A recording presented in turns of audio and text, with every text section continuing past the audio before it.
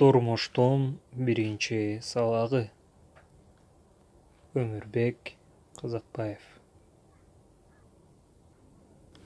Күндүн көзү айнектен чагылып көзгө урунуп турду.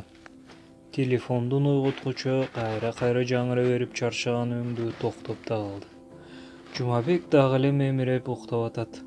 Ал үйдө апасынын ойготканына араң ойгонуп жүргөн бала эле айылда. Агасынын Москвада иштегенине көп болду. Ошентсе да үй бүлөгө бир аз жардам болсун деп бул жайда Жумабекти агасы жанына чакырган. Келгенине аз эле болду. Бир жумадай жумуш издеп, анан бир чети документтерин күтүп үйдө жатып калды. Кечээ гана агасы экөө жумуштап, турак жайга каттоо кагаздарын алып келип жумушка даяр эле. Бирок мынтип камырабай уктап атат. Албетте, ал али жаш, эми гана 17-де. Ал азыр окуу, анан келечек тууралуу кыял сүрүп, ата-энесинин койнунда жүрчү кез. Бирок жашоо шарты жагдайы бир аз туруксуз болгондуктан ал бөтөн жерде иштөөгө аргасыз. Аны эч ким деле мажбурлаган жок. Ал муну өзү теңдүү көп жаштарга салыштырып жүрүп, өзү каалады.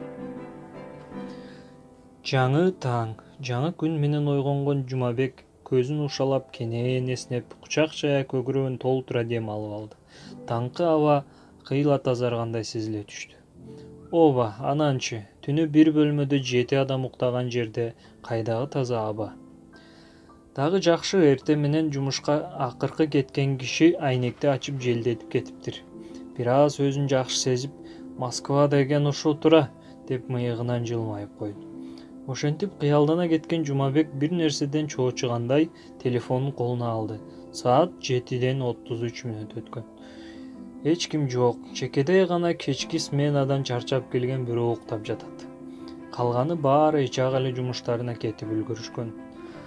Ал жумуш ордуна 8-ге барып калууга милдеттүү эле. Апам болгондо ойготмок деп шашып, жүзүн жууп таранып чыгып кетти. Ал чыгардан мурун муздаткычка да бир үңүлдү. Толтура тамак, ар жерде баары өзүнчө. Биринде манты, биринде аш, биринде суюк тамактар. Бирок эч бири аныкы эмес.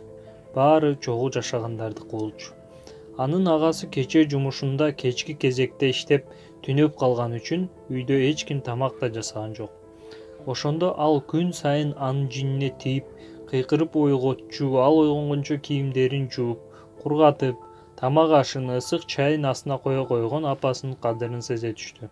Бул ага таңуулаган турмуштун биринчи сабагы эле.